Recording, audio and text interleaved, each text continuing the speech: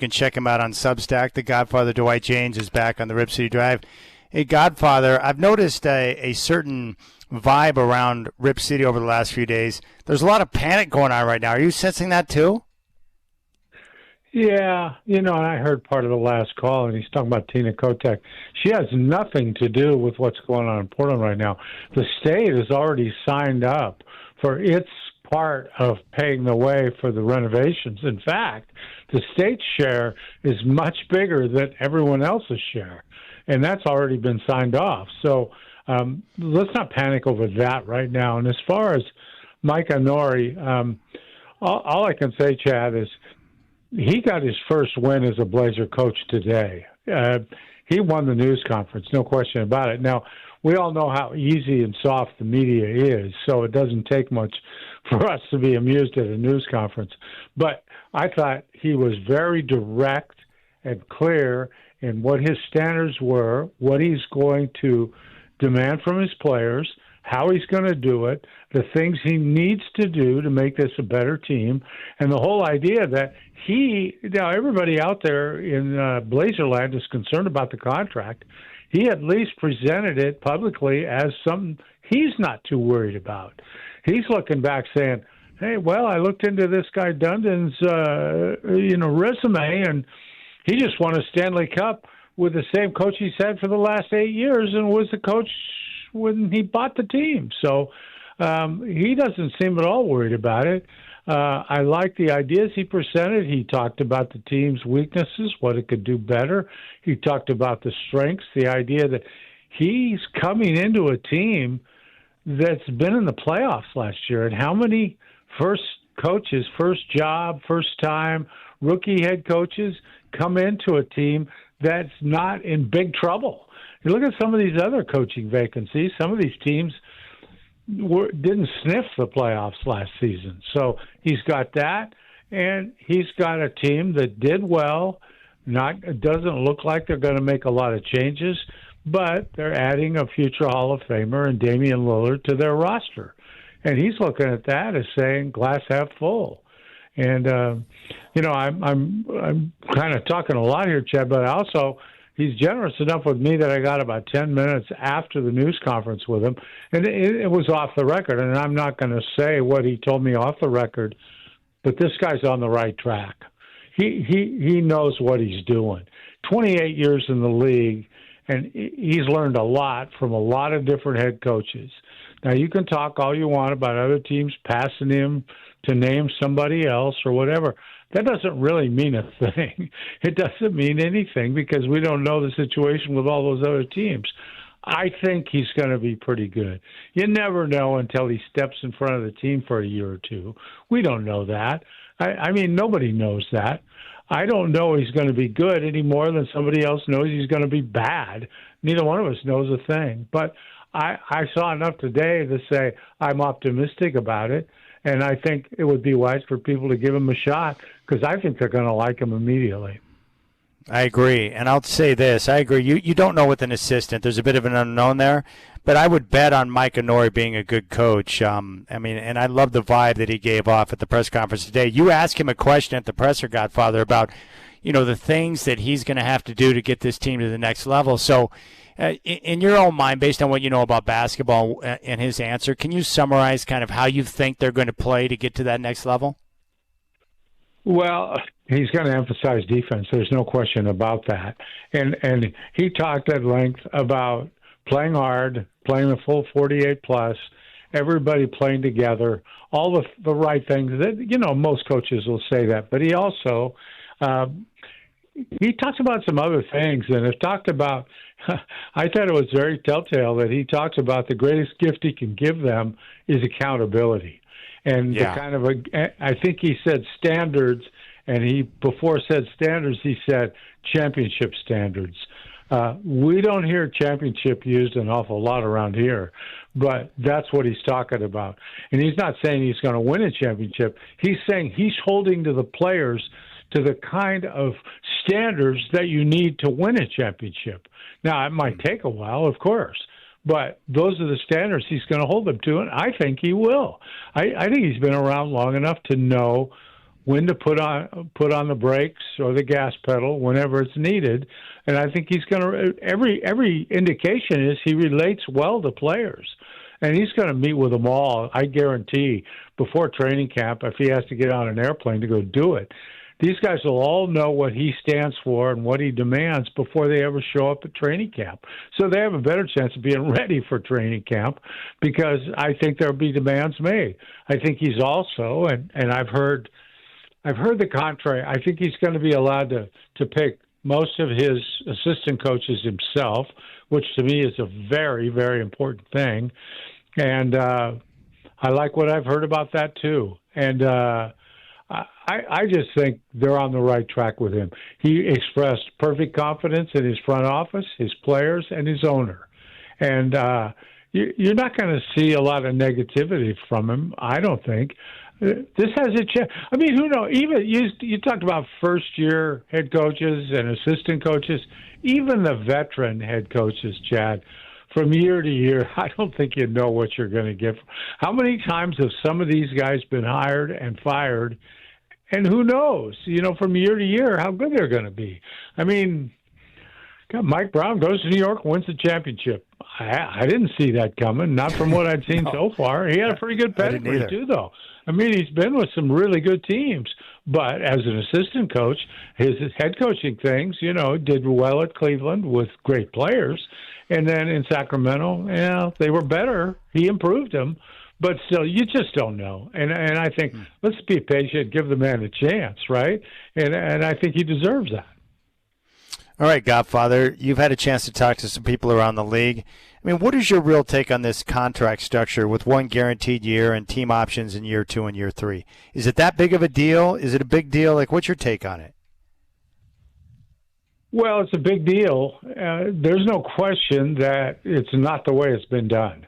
Now, it doesn't mean it won't work out, and it's worked out for Dundon with hockey. We can say that because Rod Brindamore's first contract with Dundon in North Carolina was a cheap one. And the guy went with it because he loved living there and he liked the team and liked what he saw of his team.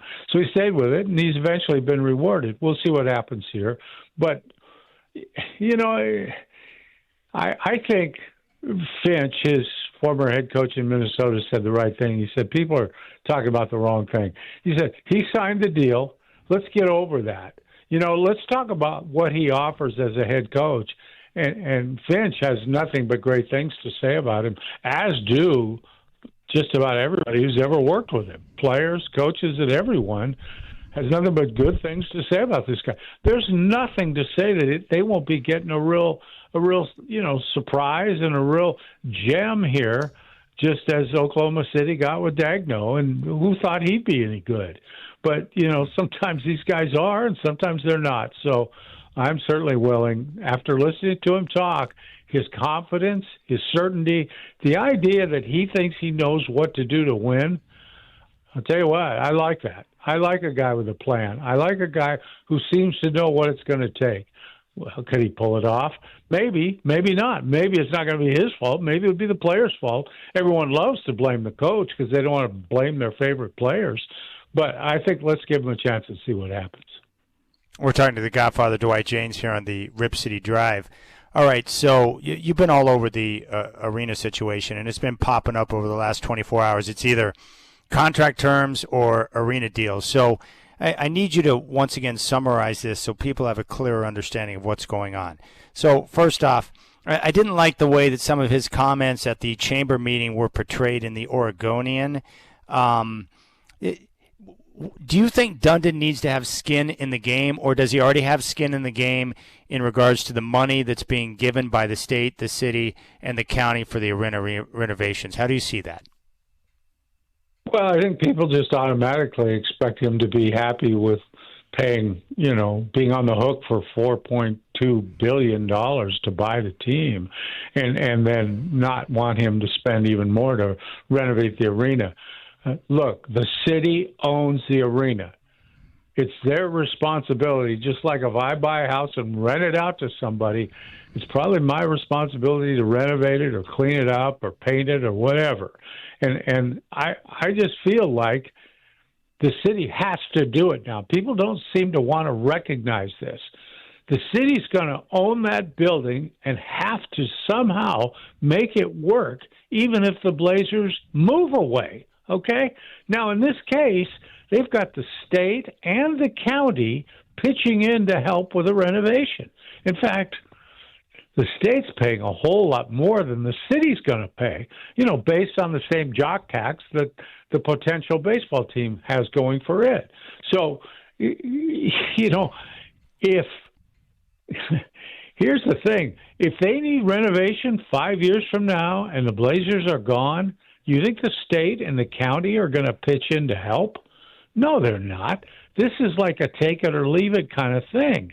So you're in a situation where you're still going to own the arena. You're going to have to go out and compete with other newer arenas for the best concerts, the best shows, the best boxing matches, the best UFC fights, the best pro wrestling events, all of that with an arena still needing the same renovations, okay? It ain't going to get any better, and the cost of it is going to get higher. I think everybody's in agreement on that. So it just really doesn't make sense to me at all, Chad, why people aren't seeing that the city doesn't have a lot of choice here. This is what they're going to have to do. I've said this a million times. Dundon has leverage here, just like he had leverage in the coaching situation. He had a guy who's been an assistant coach for almost 3 decades, and he wanted to be a head coach. Well, here's the deal. You can be a head coach with a pretty darn, I think, potentially good roster. He took it. So Dundon's going to play that leverage game. That's kind of the way he's gone up in business. Don't complain about it. Just decide whether you're going to play that game or not, and then look at the ramifications if you don't want to do the deal. If you don't want to do this deal, you're really stuck. You're real stuck. And I don't know how the city gets out of that if they pass up, let alone the emotional trauma for letting the Trailblazers leave town. Nobody ever talks about that, Chad. They expect all these arenas to be money machines. They're not. They're not anyway. They're not going to make you a whole bunch of money. The fact is, cities need arenas like they need all sorts of other things, whether they're libraries, whether they're highways, parks, recreational facilities, all of those things. Cities need them all over the world. Well, you got to pay for it. That's just a simple fact. And there's an emotional reward for doing that. And, a business reward too. And an image of a city if you let this thing go to make us hit the downward spiral even harder. Hey, Godfather, how do you explain the weird PR situation for Dundon since he took over? Is that on him? Is it on the media? Like, I've never seen anything like it where a guy takes over and 3 months in, it's nothing but criticism. It's bizarre. Yeah, I think it is too, to a degree. It's on him to some degree, and maybe he needs some advisors to help him out in these things. But the funny thing is, Bert and Jody have totally escaped criticism. They're the ones that sold this thing to him, right? Why isn't anybody saying, Bert Cole, what are you doing? You had to know what was going to go on here. You vetted him. You looked into everything. You knew what kind of a person he was and what his wealth was and everything else. But you took this deal, and my understanding is they had better offers. Now, I don't know that for a fact. I've heard it from multiple sources. This wasn't the highest offer they got. But they wanted this one. But I'm not hearing anybody complain about Jody and Bert's decision. Oh, my gosh. Man, Bert, you got to give him credit, man. Yeah, it makes sense. I can't believe that, though. They had better offers. You need to find out if that's true or not, because if so, that's wild. That is absolutely wild. Oh, my goodness. But in the end, like, they're going to get this deal done, right, Godfather? It'll get done. Oh, yeah, I think so. It's going to take a little longer than people want it to, and I think we're going to find that it might end up being God, I hate to bring this up, Chad. It might end up being a renovation setup. Had you been to the Portland airport in the last 2 or 3 years? Oh, my gosh, yes. The ongoing fiasco. Yeah, well, if they want to get it done in time for the women's Final Four, which they should try to do, it's a big event for Portland. They better have it done by then, and it might take doing something like that. Renovating it on the run, and maybe you got to close off a few seats or a concourse here and there or whatever. But wouldn't surprise me. Well, are they going to make us walk 5 miles when we exit Moda to get back to the baggage area? In that case, I'm not going, okay? I'll watch on TV because I'm not doing that deal. And they finally have remedied that, I think. But that old deal wasn't it the Southwest gates that were way down at the end of that? Yeah, the E-gates. Yeah. Yeah. Oh, my gosh. They had 1 or 2 moving walkways that were just not even close to halfway there. And it's like, come on. I didn't come here to take a hike. I came here to catch a plane.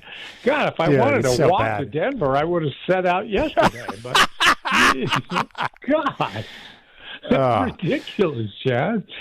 Oh, it's really bad. I'm still like, because one time I was like, why am I sweating right now? It's like, I just walked 3.1 miles. That's why. Jeez. Yeah, I know it. Hey, well. I got one other question for you. No specifics, but in your one-on-one where you had, your 10 minutes with Coach Nori, how do you come across? Oh, he's going to be real good.